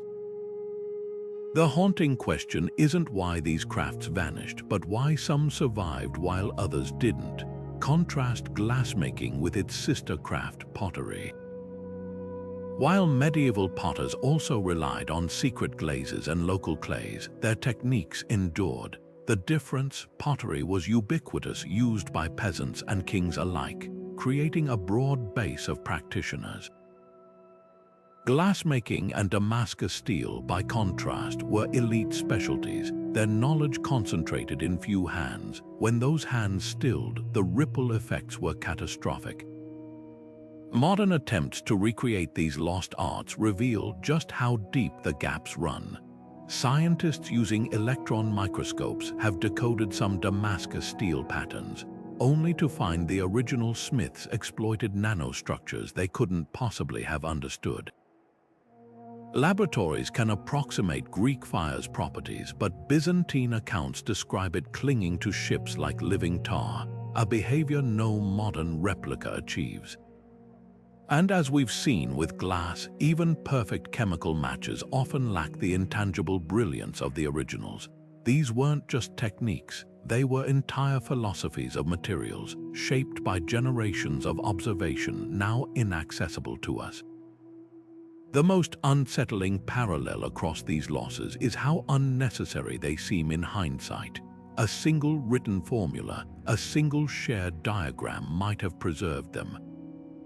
Instead, we're left with fragments, a shard of glass here, a rusted sword there, each whispering the same warning. Knowledge, no matter how brilliant, is only as durable as the systems that sustain it. In an age where we digitize everything, these vanished crafts remind us that some wisdom resists preservation, thriving only in the fragile space between teacher and student, master and apprentice, one generation's hands and the next. Folklore wrapped medieval glassmakers in a cloak of mystery thicker than the smoke from their furnaces. Across Europe, whispers painted these artisans as something more than mere craftsmen. They were keepers of forbidden knowledge, their hands blessed or cursed depending on who told the tale. In the Black Forest, villagers spoke of a master who could fashion glass that wouldn't shatter, bending like willow branches when struck. Bohemian legends told of oracles who peered into molten glass like crystal balls, foretelling harvests and storms in the swirls of cooling silica. These weren't just tall tales, they were attempts to explain the unexplainable, how ordinary sand, through fire and skill, could become vessels that captured light itself. The line between artisan and alchemist blurred easily in the medieval mind. A French chronicle from the 1300s describes a glassmaker near Chartres accused of witchcraft after his red glass colored with gold, miraculously healed a noblewoman's fever when she drank from it. Church records from Tuscany tell of a craftsman tried for heresy after claiming his blue glass contained trapped angel breath. What we now understand as chemistry, medieval observers often saw as magic. The secrecy of glassmaking guilds only fueled suspicions. When workshops barred outsiders and burned failed experiments, it's no wonder rumors spread of demonic pacts or stolen celestial fire. Yet not all myths were sinister. In Normandy, glassmakers featured as folk heroes in stories where they outwitted greedy lords by crafting decoy treasures that melted in sunlight. German miners told of a glassblower who saved a village by creating lenses to focus the weak winter sun, igniting life-saving fires during famine. These benevolent tales often centered around real technical feats, like the Venetian masters who perfected glass so clear it deceived the eye, or the Rhineland artisans who developed heat-resistant crucibles. Exaggerated over time, their skills became superhuman in the retelling. The most haunting legends surround the craft's sudden decline. In England's Cotswolds, a folk tale describes an entire glassmaking village swallowed by the earth as punishment for stealing the rainbow's colors. Swiss alpine communities spoke of masters who deliberately forgot their recipes, cursing their furnaces to cool forever rather than share secrets. These stories feel like cultural echoes of real events: ecological collapse from deforestation, guilds collapsing under their own rigidity. When an industry vanishes without explanation, folklore rushes to fill the void with meaning, turning historical tragedy into moral parable. Archaeology sometimes confirms the roots of these myths. Excavations near Prague uncovered a glassworks buried under landslide debris, a possible origin for the swallowed village tales. In Murano, researchers found a 15th-century furnace with unusual copper residues, matching descriptions of a legendary blood glass said to change color with its owner's mood. Even the accusation of witchcraft finds eerie justification. Some medieval glass recipes did call for bizarre additives like adder's venom or menstrual blood ingredients that, while chemically ineffective, would have seemed diabolical to outsiders. What makes these stories more than quaint curiosities is how they preserve lost truths. The German legend of the glass harp, an instrument made from tuned glass bowls that predicted storms by humming, likely reflects real observations of glass reacting to atmospheric pressure. A Scandinavian saga describing glass that remembers its maker's hands eerily anticipates modern discoveries about microscopic fingerprints left in molten silica. Folklore didn't just mystify glassmakers, it encoded practical knowledge in allegory, ensuring some wisdom survived even as techniques faded. The enduring power of these myths lies in their duality. They demonize and deify, accuse and celebrate, often within the same breath. This mirrors the paradox of the glassmakers themselves, both revered and feared, indispensable yet expendable. In the end, the legends may reveal less about medieval glass than about those who told the tales, people grappling with a world where the boundary between miracle and science, between sacred and profane, was as thin as a cathedral window and just as prone to shattering. Behind every glowing medieval stained glass window stood not just a glassmaker, but a patron, a duke, bishop, or king whose wealth and whims could make or break entire workshops. The relationship between craftsmen and their elite supporters was as delicate as the glass they produced, a dance of artistry and power where one misstep could shatter fortunes. Consider the accounts from the court of Philip the Bold of Burgundy, who in 1389 commissioned an entire chapel's worth of stained glass from a single workshop. For a glorious decade, that studio thrived, training apprentices and refining techniques until Philip's death left them scrambling for new patrons, their elaborate furnace sitting idle within months. This wasn't just business, it was survival on a knife's edge. The church proved both savior and tyrant to glassmakers across Europe. Monastic ledgers from Canterbury reveal how cathedral chapters paid glassmakers in irregular bursts, lavish sums during construction booms, then years of famine between projects. A master glazier might spend a decade crafting windows for a single abbey, only to find his skills suddenly redundant when the last arch was vaulted. Some workshops adapted by cultivating networks of smaller patrons, supplying parish churches with cheaper glass panels between grand commissions. But the finest artisans, those pushing the boundaries of color and technique, had no such safety net. Their dazzling creations required expensive materials and months of experimentation luxuries only the wealthiest could bankroll.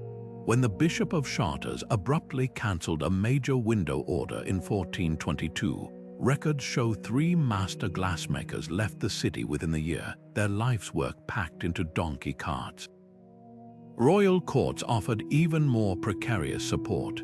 The exquisite Cristallo glass of Venice flourished under the Doge's protection, with masters granted tax exemptions and even knighthoods, but at a terrible cost. Artisans were forbidden to leave Murano on pain of death, their families held hostage to their craft. When French King Francis I lured Venetian glassblowers to Fontainebleau in 1516 with promises of freedom, the Serene Republic sent assassins, not negotiators. This wasn't mere protectionism. It revealed how thoroughly states tied glassmaking to national prestige.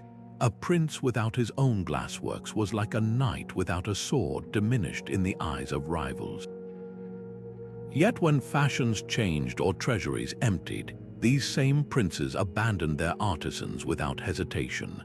The fate of the Prague Castle glassworks under Emperor Rudolf Roman II is telling. His celebrated workshop produced marvels until his melancholy and bankruptcy left craftsmen selling their tools for firewood. The politics of patronage cut both ways. While glassmakers depended on elites, their skills also granted them rare leverage. The story of Nicholas of Verdun, a 12th century master who played rival bishops against each other for better terms, shows how virtuosity could defy social hierarchies. In Cologne, guild records boast of glassmakers refusing work until prices met their demands, a boldness unthinkable for most medieval laborers. Some even became powers in their own right. The Baravia family of Murano accumulated such wealth that they loaned money to the Venetian state, their glass as good as gold. Yet this relative privilege carried its own dangers. Unlike weavers or cobblers serving broad markets, elite-focused glassmakers lacked diversified income. When the Duke of Berry's famed Tres Riches Hura's manuscript depicted his castle windows glowing with stained glass, it captured a moment already passing. The nobility's shift from glass to tapestries as status symbols. Workshops that had supplied aristocrats for generations found their art suddenly deemed old-fashioned. Their patrons' eyes turned toward Flemish weavers. The cruelest twist lay in how patronage shaped technological progress. Conservative patrons wanted traditional designs, stifling innovation just when glassmaking needed reinvention. A contract for York Minster's windows in the 1300s explicitly forbade any newfangled colors or shapes, binding masters to centuries-old patterns. Meanwhile, Islamic glassmakers under enlightened rulers like Al-Hakam Roman II of Cordoba were experimenting with lenses and prisms, advances European workshops missed because their patrons demanded saints, not science. This cultural divide helps explain why Venetian glass remained supreme for tableware while Islamic regions led in optical breakthroughs. Artisans followed the money, and the money favored tradition over transformation. Archaeology reveals the human toll of these broken promises. At a derelict French workshop, excavators found a glassblower's bench with unfinished pieces, still waiting for the patron's final payment that never came. In Norwich, a stained glass cartoon, the master design for a window, was discovered stuffed into a wall, its planned magnificence reduced to insulation against the cold. These silent testaments speak louder than any ledger. The glassmaker's fate wasn't sealed by plague or war alone, but by the fragile web of human favor that sustained them. Their greatest works still dazzle us today, yet we'll never know how much more they might have achieved had their fortunes rested on more than the shifting sands of royal whim. The question of whether medieval glassmakers were victims of their own stagnation or casualties of progress is a paradox wrapped in silica and fire. On one hand, the sheer longevity of certain techniques suggests a conservatism bordering on rigidity. Gothic cathedrals, built 3 centuries apart, often contain glass made with near-identical methods, as if time stood still in the workshop. Yet dig deeper, and you'll find flashes of ingenuity so radical they wouldn't be replicated until the Industrial Revolution. The contradiction forces us to ask, were these artisans trapped by tradition, or were they innovators whose breakthroughs were simply too fragile to survive their turbulent era? Take the case of crown glass, the mesmerizing bullseye panes found in medieval cottages and castles alike. For centuries, artisans spun molten blobs into discs using essentially the same tools, a process so unchanged that diagrams from the 1200s could still guide craftsmen in the 1700s. Critics point to this as proof of stagnation, but hidden within that apparent sameness lies sophistication. Modern materials scientists have discovered that medieval crown glass developed microscopic crystalline structures during spinning, unintentionally making it more durable than later factory-made versions. What looks like technological inertia was actually a craft perfected to its environmental limits. These artisans weren't resisting progress. They'd already optimized their methods for the materials and fuels available to them. Then there are the innovations that defy expectations. Venetian glassmakers on Murano developed cristallo in the 15th century, a colorless glass so transparent it was said to disappear in water. This wasn't just aesthetic refinement. It required precise control of manganese dioxide additives and furnace temperatures exceeding 1600 degrees Celsius, achievements that wouldn't become standard elsewhere for 300 years. Even more startling are the prism-like glass rods found in Norman dig sites, suggesting experiments with light refraction a full century before spectacles became common. These weren't isolated eccentrics. Either guild records from Barcelona to Bruges document masters pushing boundaries with lead crystal formulations and layered glass techniques that prefigured modern laminated safety glass by half a millennium. The tension between tradition and innovation played out starkly in the guild system. While these organizations preserved knowledge through rigorous apprenticeships, their obsession with control often strangled experimentation. A 15th-century Florentine glassmaker's diary complains of being fined for testing a new furnace design, while in Mainz, a craftsman was expelled for adding oyster shells to his melt, an innovation now known to release stabilizing calcium carbonate. Yet guilds weren't uniformly reactionary. Venetian archives reveal heated debates where younger masters successfully argued for adopting Middle Eastern glass-cutting techniques, proving these institutions could evolve when survival demanded it. Perhaps the most compelling evidence against the stagnation argument comes from the glass itself. Spectroscopic analysis of shards from different centuries shows subtle but crucial adaptations. Less lead in periods of trade disruption, more wood ash when soda imports faltered. These weren't rote repetitions, they were real-time problem-solving. When the Black Death disrupted traditional sand supplies, glassmakers in Burgess began using crushed flint, accidentally creating a glass more resistant to weathering. Similarly, the famous Chartres blue evolved across generations as cobalt sources shifted, each batch slightly different yet equally luminous. This wasn't a static craft, it was a living tradition, adjusting its heartbeat to the pulse of available resources. The industry's disappearance may say less about its adaptability than about the scale of the challenges it faced. No amount of innovation could compensate for the deforestation that stripped Europe of furnace fuel, or the wars that severed access to Egyptian soda ash. In this light, the real tragedy isn't that medieval glassmakers failed to progress, it's that their progress was swallowed by forces beyond any craft's control. Their legacy lingers in unexpected places, the prismatic quality of a raindrop on a modern windshield, the way cathedral light still dances through glass that modern factories can't quite replicate. These artisans weren't obsolete, they were ahead of their time, their secrets buried not because they stopped inventing, but because the world around them couldn't sustain their brilliance. Glassmakers in medieval Europe walked a social tightrope, admired for their almost magical skills, yet often viewed with suspicion for the same reason. Their ability to transform sand into objects of beauty and utility placed them somewhere between artisans and alchemists in the public imagination. Guild records from Cologne show glassmakers receiving exemptions from certain taxes, a privilege reserved for trades deemed vital to civic life.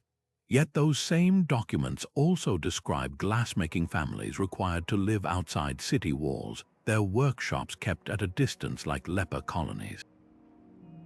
This push and pull defined their existence, indispensable for cathedral windows and noble tableware, yet never fully welcomed into the communities they supplied. The root of this ambivalence lay in their perceived otherness. Unlike blacksmiths or carpenters who put down roots, glassmakers followed resources and patronage in nomadic cycles. A workshop might flourish near a forest for a decade, then vanish when the timber ran out.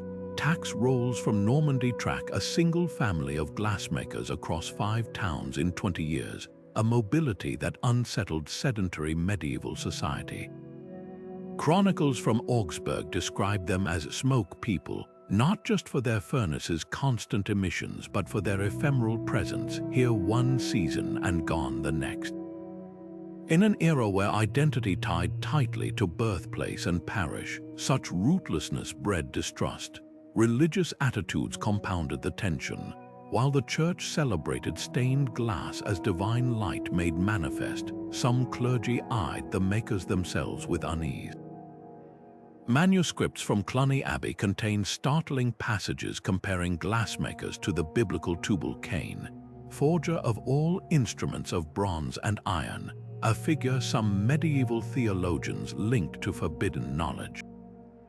The very secrecy surrounding their craft, meant to protect trade advantages, backfired by fueling rumors of occult practices. Inquisition records from Toulouse include the case of a glassmaker interrogated about whether his ruby-colored glass contained actual blood, so vivid were its hues. Women in the trade faced even sharper contradictions. Skilled female glassmakers like Agnes of Provence, who supplied Parisian convents with stained glass in the 13th century, could achieve remarkable independence by medieval standards. Yet their success often came at the cost of social acceptance. A bishop's letter from Chartres complains of unnatural women who prefer the heat of furnaces to the hearth, while tax assessors routinely listed widowed glassmakers under their dead husbands' names, erasing their professional identities. The same hands that crafted luminous Madonnas for altar pieces might be barred from entering those churches through the main door. The political upheavals of the 14th century exposed the fragility of their hard-won status. When the Black Death triggered waves of scapegoating, glassmakers already seen as outsiders became easy targets. Town archives in Strasbourg record a mob burning down a glassworks in 1349, accusing the artisans of poisoning wells through vapors from their devil's craft. Similar violence flared in York and Mainz, where glassmakers' homes were singled out even as neighboring metalworkers went untouched. The pattern suggests something darker than plague hysteria, a settling of scores against figures whose social standing had always been precarious. Yet the cruelest irony may be how their marginalization contributed to their disappearance. Without strong community ties, glassmaking families had fewer safeguards when disaster struck. Tax records show abandoned workshops were rarely reclaimed by locals, unlike vacant farms or mills, leaving no one to preserve their legacy. Guilds that might have protected their knowledge became insular fortresses, hoarding secrets until entire lineages died out. A poignant entry in the Annals of Murano describes the last surviving member of a once great glass dynasty selling his family's recipe book page by page to buy bread, each torn sheet carrying away another fragment of centuries-old wisdom. The stained glass saints they created still gaze serenely from cathedral windows, but the faces of their makers remain shadowed. Perhaps this erasure was inevitable for people who existed at the edges, too vital to ignore, too different to embrace. Their story whispers a harsh medieval truth: skill alone couldn't guarantee belonging, and in turbulent times, those without roots were the first blown away by the wind. Hidden in the corners of monastic libraries and the dusty attics of old estates lie fragments of a lost world, manuscripts that may hold the secrets of medieval glassmaking. These aren't just instruction manuals, they're cryptic puzzles filled with alchemical symbols and poetic metaphors that veil practical techniques. A single page from a 12th century German manuscript describes glass formulas in riddles. Take the tears of the earth and wed them to the breath of fire, but only when the moon wears a silver veil. To modern eyes, it reads like mysticism, but to a master glassblower 8 centuries ago, this might have been a precise recipe for achieving a specific hue of blue. The search for these texts isn't just academic, it's a race against time, as fragile parchment crumbles and ink fades with each passing decade. One of the most tantalizing discoveries came from a Swiss monastery in 1987, where a librarian stumbled upon a notebook wedged behind a shelf. Its pages contained meticulous sketches of furnace designs, alongside notes in a peculiar code Roman numerals mixed with astrological signs. After years of deciphering, researchers realized it documented a lost method for creating gold glass, where gold leaf was fused between layers of molten silica. The technique had been presumed extinct since the Renaissance, yet here was proof it flourished in a remote alpine workshop. But the manuscript raised more questions than answers. Who was Brother Gerbert, the monk who penned these notes? Why did his method vanish? And how many other secrets still hide in plain sight, mislabeled as alchemical nonsense in museum archives? Private collections have yielded their own treasures. In 2012, an auction house in Paris sold a previously unknown 15th century Venetian manual to an anonymous bidder for nearly €2 million. The text, written by a glassmaker exiled from Murano, reportedly contains detailed diagrams for crafting the legendary ice glass, a fragile, frosted style imitating winter's touch. Art historians suspect the exiled master smuggled his knowledge out of Venice, defying guild laws that forbade written records. The manuscript's current owner refuses scholars access, leaving experts to wonder if it holds clues to other vanished techniques. This tension between preservation and secrecy mirrors the very dilemma that doomed medieval glassmakers. Their knowledge was so valuable, it became a curse. The hunt takes bizarre turns. In 2019, a team from Oxford University used multispectral imaging on a seemingly blank prayer book from Bohemia, revealing ghostly handwriting beneath. a glassmaker's ledger listing sand sources and wood-ash ratios. The ink had faded to invisibility, but traces of iron gall remained detectable. Elsewhere, researchers pore over mundane documents like tax rolls and shipping manifests, searching for oblique references. A ledger from Bruges mentioning 2 barrels of Flemish sand for the glass house might pinpoint a forgotten workshop location. Even folk songs and nursery rhymes are scrutinized. An old French lullaby about the glassblower's blue flame led archaeologists to a previously overlooked kiln site in Normandy. Language itself becomes a barrier. Many technical terms in medieval glassmaking manuscripts have no modern equivalents. A term like dragon's breath might refer to a specific furnace temperature, a type of bellows, or even a copper-based flux. Context is everything. Scholars collaborate with linguists and chemists to recreate experiments based on these ambiguous terms, a process akin to reverse engineering a recipe when half the ingredients are listed by nicknames. A team in Germany recently spent 3 years testing interpretations of the phrase "virgin's milk" from a 13th century text before concluding it likely meant lime derived from burnt seashells, a key stabilizer in certain glass formulas. The ultimate prize would be finding something like the Virgilius Codex, a legendary compilation rumored to contain glassmaking techniques from across medieval Europe. References to it appear in letters between Renaissance scholars, but no copy has ever surfaced. Some believe it was destroyed during the 30 Years' War. Others think it moulders unrecognized in some noble family's library. The search embodies the central paradox of this quest. The very cultures that produced these manuscripts often viewed writing down craft secrets as taboo, leaving us to rely on fragments smuggled past guild censors or accidentally preserved in unrelated volumes. Perhaps the most poignant discovery wasn't a manuscript at all, but a child's practice slate found in the ruins of a French abbey. Alongside scratched letters and numbers were crude drawings of glassblowing tools, evidence that even apprentices learned through a mix of written and oral tradition. It's a reminder that no text, no matter how detailed, could fully capture the muscle memory and intuition that transformed these artisans into masters. The manuscripts we seek are shadows on a cave wall, hinting at a brilliance we may never fully grasp. Yet with each deciphered page, another shard of the past clicks into place, and the ghostly outlines of vanished workshops grow slightly clearer. The disappearance of medieval glassmakers lingers like the last wisps of smoke from a dying furnace, both haunting and impossible to grasp fully. Their story isn't just about vanished techniques. It's a mirror reflecting how easily human brilliance can slip through the cracks of history. Consider the fragile chain of their knowledge.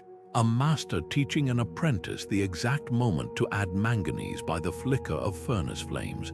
A guild elder whispering ratios of sand to ash in candlelit cellars. These weren't steps written in manuals, but living rhythms passed hand to hand, breath to breathe. When plague, war, or economic collapse broke those chains, centuries of expertise evaporated as if they'd never existed. The irony is crushing. These artisans produced objects meant to outlast them, stained glass windows designed to glow for eternity, vessels so durable they survive intact in museum cases. Yet the minds behind them left fewer traces than their creations.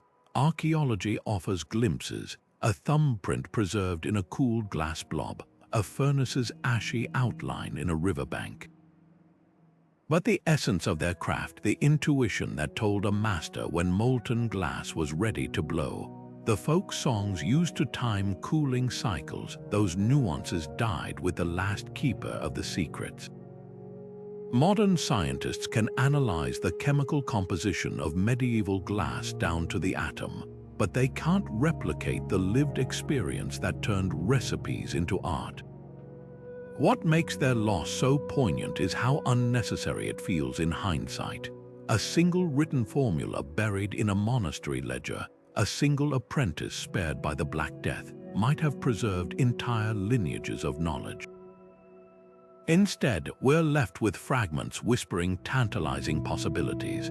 The cobalt blue in Chartres Cathedral's windows contains trace metals matching ores from a single Armenian mine, evidence of trade networks no document describes. A shard of Venetian cristallo reveals nanoscale layers of silica and lime, a layering technique modern glassmakers struggle to duplicate. Each discovery feels like finding a single page torn from an epic novel, hinting at depths we'll never fully explore. Yet this mystery holds a warning and a hope. The glassmaker's fate reminds us that knowledge, no matter how advanced, is only as durable as the systems that sustain it. Today, we digitize archives and cloud store data, but medieval history asks, what happens when the tools to read those formats vanish? But there's also resilience in their story. Modern artisans in Normandy still gather beech wood ash following oral traditions passed through generations, while conservators using X-ray fluorescence uncover lost techniques one shard at a time. The past isn't entirely lost, just waiting to be reassembled piece by piece. So the next time sunlight streams through a medieval cathedral window, casting jewel-toned shadows across stone floors, remember, you're not just seeing colored glass. You're witnessing the ghostly afterimage of human ingenuity, a fleeting brilliance that outlasted its creators.